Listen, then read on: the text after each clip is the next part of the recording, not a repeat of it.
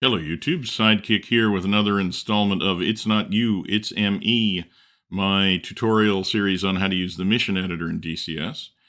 Today, we're doing a very specific thing. I'm going to show you how to actually set up your own bombing range using the new Target Impact Tracking Script, or TITS, written by Draken35. I already did a video showing how it works on the range that I always use, but I thought it might be useful to show you how to actually use the script. And word of warning for the code phobic among you, in order to use this, you will actually have to write a little bit of Lua code, but it's actually not that hard, and maybe it'll be good practice. So we're going to get to that in a minute.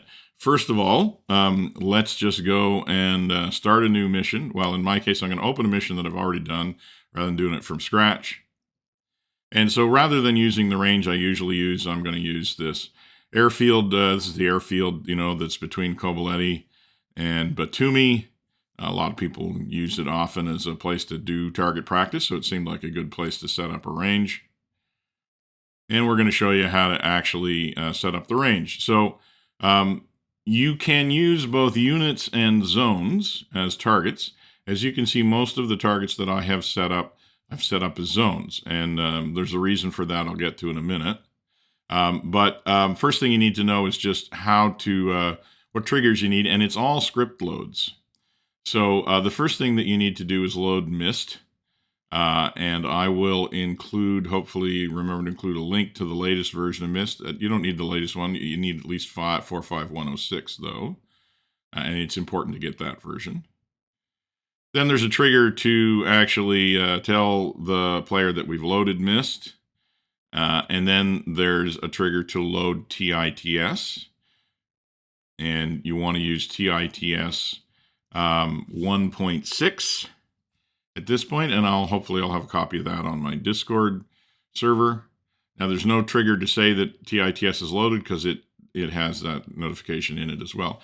The last one you're going to have to do is you're going to have to load a script that we're going to write later that will actually tell DCS what the targets are and tell Target Impact Tracker where the targets are, but we'll cover that in a minute. For now, let's just go out and actually set up our target. So you can see we got a bunch of different kinds of targets. I've kind of color-coded them here. We've got a bunch of trucks on the right-hand side. We've got a plane on the runway, and then we have just some facilities, and they're all marked with zones. Let's look at these ones first, the trucks. You can see that there's actually a truck. It's actually not a unit, it's a static, but it has a zone over top of it. And so there are 5 of those. And just so you can see, here I'm going to move the zone, can click on the unit. So it's not a unit, it's a static. One thing to note is I tend to like to use units from neutral countries.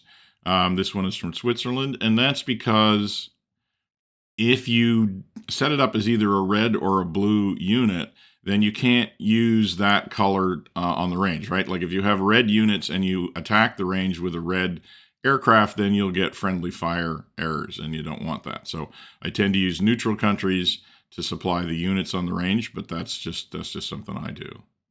So each one of those trucks basically has a unit and also has a zone, and they're set up over there, and we're going to make those designatable, which means that we'll be able to ask TITS in the game to actually put a smoke mark down close to the unit, and we'll be able to use that functionality that TITS provides.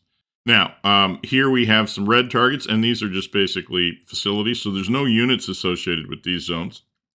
There are structures already on the map, on the ground, and so you'll be able to bomb the oil tanks or the building or use the center of the runway using these targets. And then we also have, just for luck, we're going to put a target here that's, we're going to put a plane on the runway and make it a target. And again, we're going to use a zone. And again, that plane is not actually a unit, it's a static. And just in case you didn't catch that before, these are all statics as well. They're not units, they're statics. But we do have one unit that we're going to use as a target down here at the bottom of the runway. So this is not actually a static. This is a fully functional unit. It's a Swiss tank. Now, one thing about using units, though, instead of zones is that you have to be careful, because what happens is that the way TITS works is it calculates the range to the target after the bomb explodes, obviously. If your bomb happens to destroy the target, then the unit no longer exists for TITS to calculate a range to, and that will confuse it. So what you have to do if you're going to use units as a target, not a zone, but a unit, you want to go in and you want to set the unit to be immortal, and you do that under Advanced Waypoint Actions. And you basically add a waypoint action. Yeah, and we'll just edit this one. I added it earlier, but you're going to perform command. You're going to set it to immortal, and that will stop the problem. Now, the reason you might want a unit rather than a zone is obviously if you want to use a moving target, the target unit will remain the target even after it moves.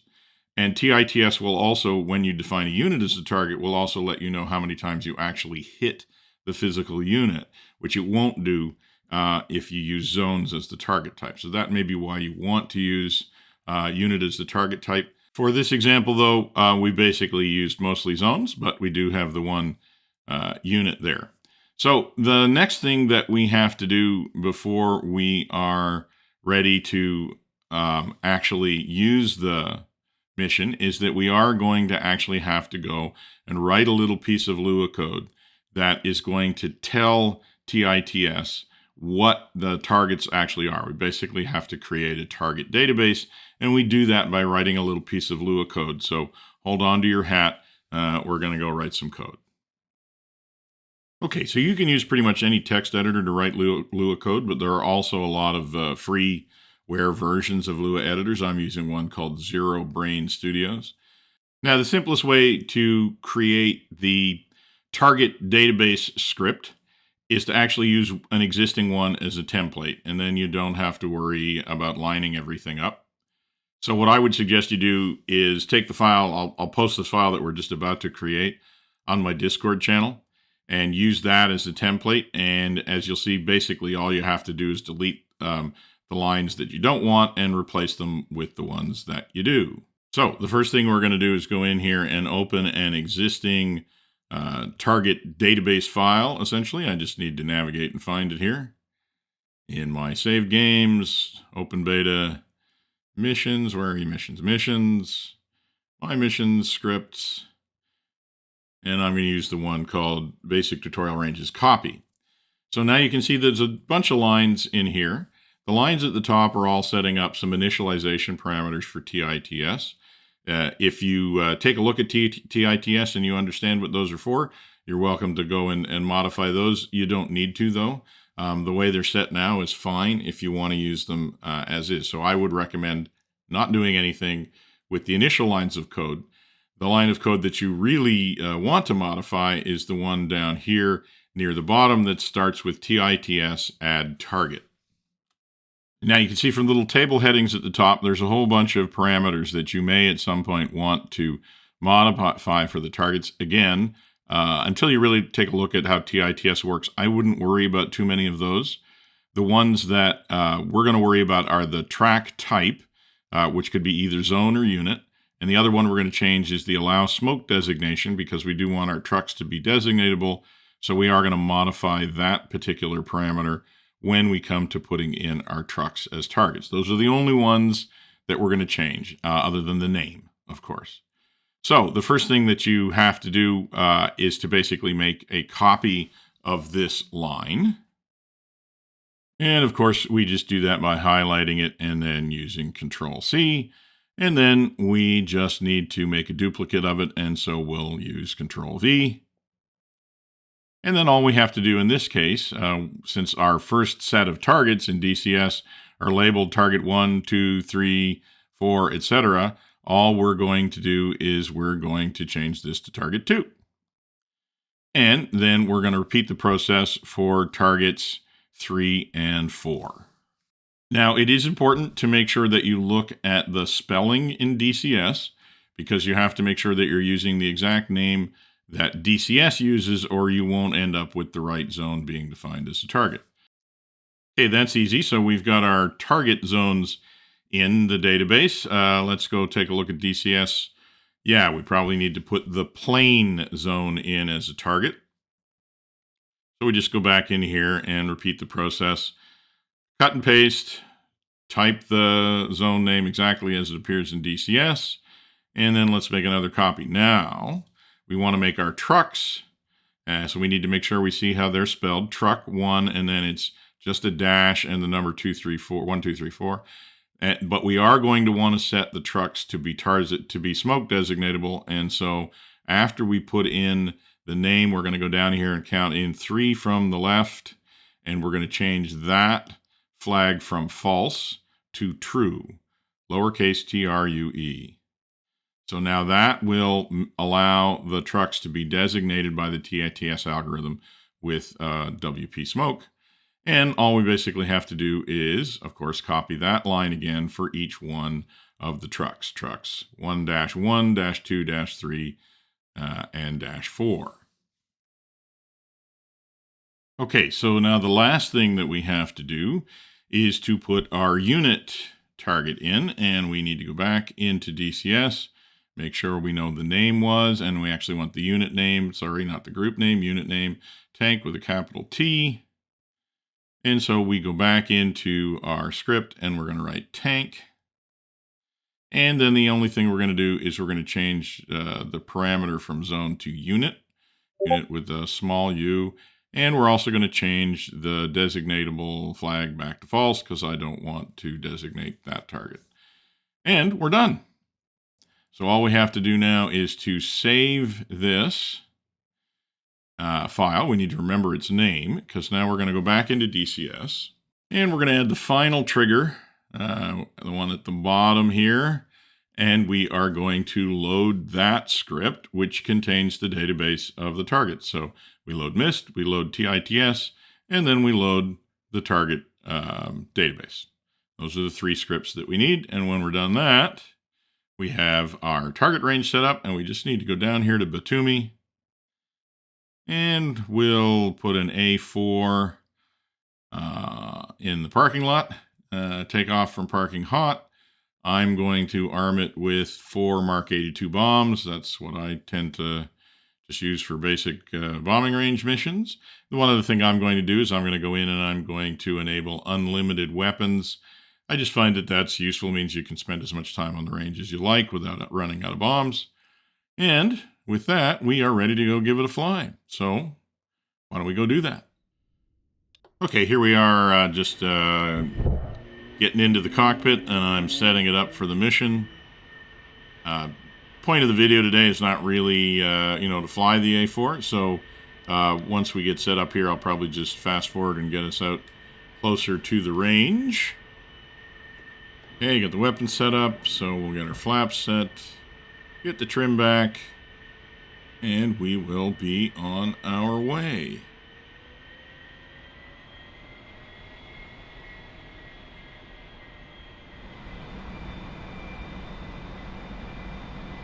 Okay, we've taken off, turned to the north, heading out to the range. We have climbed up through, passing through 5,700 feet. And time to get ourselves fully fenced in here. So first thing we are going to do is to make sure we get the master arm on, because it wouldn't be the first time I've gotten to the release point and realized that hadn't been done. And then the next thing that we're going to want to do is interact with the script. So we get up the comms menu, F10, go to other, go to F4, which declares us rolling in, which basically means that the next ordnance drop that we perform, the script is actually going to record it. Very important to make sure that you record yourself rolling in at the beginning of a run, and that you declare yourself off at the end of the run. That's how you get your results. And then call rolling in again if you're going to take another run. That's the one thing with this new script that's quite different than the old one. You do have to do those radio calls if you want to get it to actually give you results. Okay, so the range is coming up here front right of the aircraft. I'm just going to fly up beside it, and then I'm going to hang a right turn so that I can bring the targets up on the left-hand side of the aircraft. We just need to push through a little bit farther here. So while we're flying in, one thing I would point out about the TITS is that I really am only scratching the surface of some of its functionality.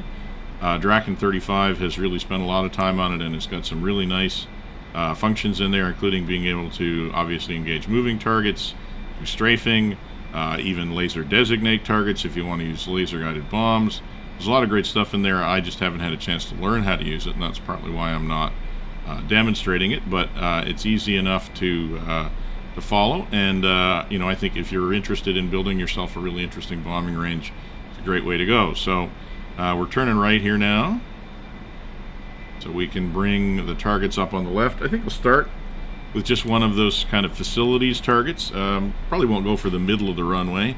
Maybe what we'll look for is those oil tanks. And we will use those as our first target. We'll just try and put a couple of bombs on those. So they're somewhere in the vicinity of those trees west of the runways. Just gotta wait until I can actually see them here. Get slowed up a little bit as well. Pull in a little bit tighter. I think I see them now. So let's roll it in. And put the lift vector on the target. Remember, the top of the ring in the A4 is the flight path vector. Try and bring that up to the target. Roll out. And we're a little bit off. A little bit lined up. Okay, now let the reticle come up over the target and pickle. And bomb's gone. I think we're a little late on that one. But let's see what TITS had to say. So as we egress here, now we can take a minute and bring up the results. Yeah, a little bit long, so 11 o'clock. So a little bit long and a little bit left. 24 meters, not too bad with Mark 82 bombs. But more to the point, the target range tracking is working. So now we declare ourselves rolling in hot again. And then I think what I'll do this time is, well, let's test and see if our designatable targets are working. So we ask TITS to designate a target with WP. It says it's located truck 1-4. Let's put a mark down, and the truck is 100 meters west of the mark. So it will select a random target from the ones you list as designatable. You don't tell it which target you want to bomb. It gives you one of the ones that are designatable. So you could scatter them around if you wanted to, more than we did these ones. You can obviously see the mark there. So we need to be looking 100 meters this side of that mark for the target. Now, because our targets are a little bit close together, given how far away the mark is, I'm not sure we'll be able to tell exactly which target, but it will be down there amongst the targets anyways, and we'll pick one as we roll in. It's got a little bit of cloud here at 8,000 feet today.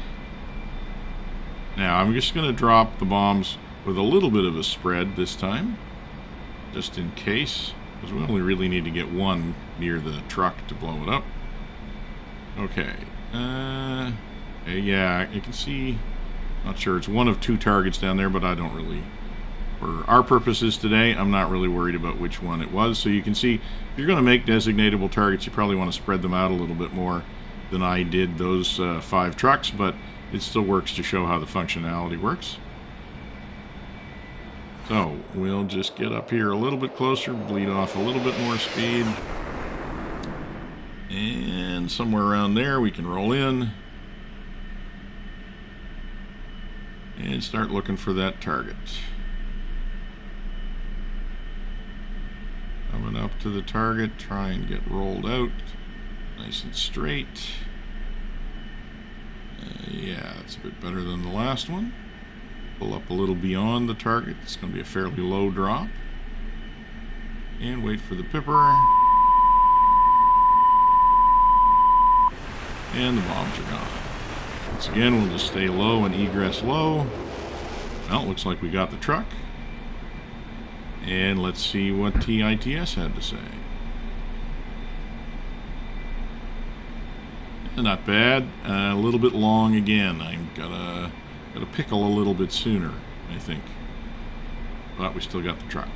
Okay, so let's do it again. This time, actually, maybe why don't we try and drop some bombs down the length of the runway. We can use the center of the runway kind of as our mark, and use that target to kind of tell us how well we spread the bombs out. But we'll actually aim to drop some down the length of the runway. So let me just get turned around here, and then I can set up the weapon system for that. We're going to want to change the AWS parameters here. Probably going to want a longer delay, so we'll set that to ×10. Put it somewhere in there. Make sure we're dropping all 4 bombs. Because after we drop the last 2, we've replenished the whole load, so we've got 4 on board. And we just need to work our way around to the end of the runway here. And we'll see how that looks.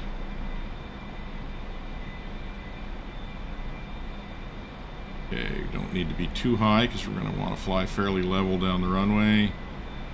Maybe a little bit less interval there.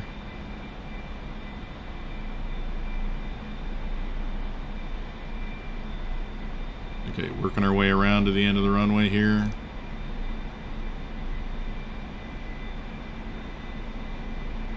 Don't want to get too low, or I won't actually be able to put the pipper on the target if we're too low, so we need to have a little bit of an angle on it. Pull back the power a little. It's just trying to get off the end of the runway here. Still in a shallow dive, or give us room to have a shallow dive somewhere around there. Pull it in. Okay. Roll out, going down the runway. And pull up a little bit. Now we can probably put some speed back in now. We'll put the throttle up and we'll just wait for the pipper to come up. We'll probably pick a point a little short of the center. Right around, I don't know, there. And now we're just going to hold until the bombs go. Maybe a little bit of back pressure this time. There they go. And we'll fly down the runway. See if we can look back and see them. Not going to turn a little bit more. Pull around a little bit more. Ooh, doesn't look too bad. Let's see what TITS says numerically. So once again, we just declare ourselves off. Well, we went 170 meters short and 103 meters long on the far side. So we probably could have waited a little bit longer if we wanted to go right across the middle of the runway, but I think that that was a pretty good spread. So I think that we have successfully demonstrated that our range seems to be working, and that was really the point of this video, was to talk about using the mission editor.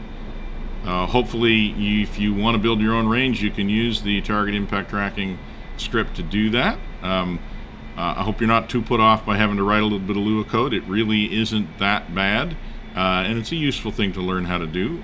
Gives you a lot more flexibility in DCS if you can write a little bit of Lua code, or at least use the code that other people have written. So I hope you got something out of that. Hope you have a lot of fun building your own ranges.